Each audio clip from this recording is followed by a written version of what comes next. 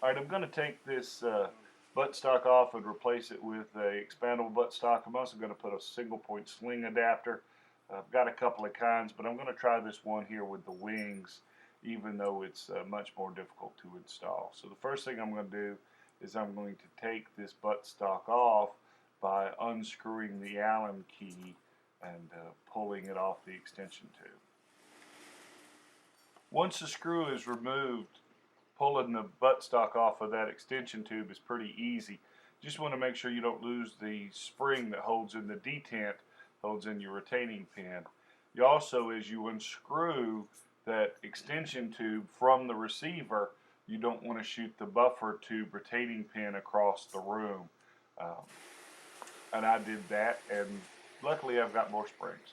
So pull the buffer out, finish unscrewing, and then I'm ready to start putting it back together.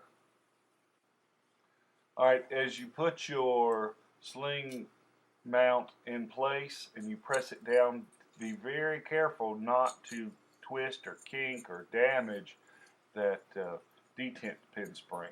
So I hold that plate in place, and then I thread in my new buffer tube, my expandable stock buffer tube, taking care not to cross thread anything because it's aluminum. It's pretty easy to do that with the fine threads.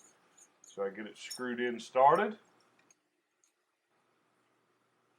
Alright, once you start to get that extension tube started, you want to take your buffer retaining spring and that buffer retaining pin, that plunger, and you want to drop it inside your receiver, holding it down so you can continue to screw in your buffer tube until it covers the top of it, about a third or almost a halfway down, so that that buffer retaining pin does not fly out.